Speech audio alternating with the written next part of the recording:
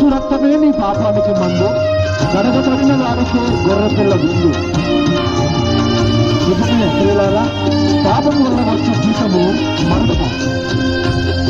ఈ మరణం నుండి తప్పించబడాలని యేసుక్రీస్తు గారు ఈ లోకానికి మనందరి కోసం వచ్చి ప్రాణం పెట్టి తాను మరణించాడు.